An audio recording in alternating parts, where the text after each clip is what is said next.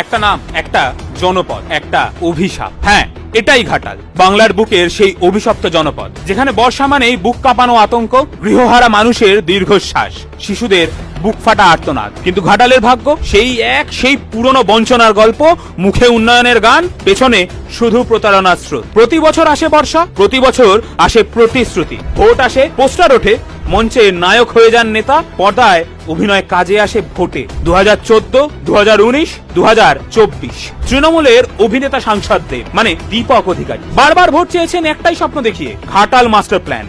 কই, কোথায় সেই মাস্টার প্ল্যান? তৃণমূল সাংসদ অভিষেক ব্যানার্জি বলেছিলেন ভোট দিন, মাস্টার প্ল্যান হবেই। হয়েছে কিছু? 2025-26 বাজেটে 500 কোটি টাকা বরাদ্দ হয়েছে, কিন্তু কাজের অগ্রগতি কোথায়? 2 বছরে কাজ শেষ হবে বলেছিল তৃণমূল, অথচ ঘাটালের মানুষ আজও ভাসছে। মা বোনেরা, কৃষকরা, স্কুল পড়ুয়া বাচ্চারা সবাই আজও বন্যার জল ঠেলেই বেঁচে রয়েছেন।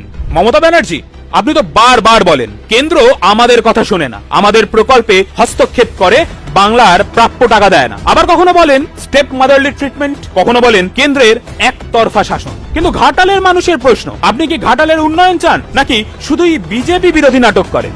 অনেক হয়েছে, আর নয়। এবার ঘাটাল চায় কাজ, মিথ্যে কথা নয়। এবার ঘাটাল চায় শুধু মোদিজির গ্যারেন্টি, উন্নয়ন, স্বচ্ছতা, কাজের হিসেব। তাই এবার দুর্যোগ থেকে মুক্তির জন্য ঘাটাল তথা বাংলা চায় বিজেপির ডাবল ইঞ্জিন সরকার।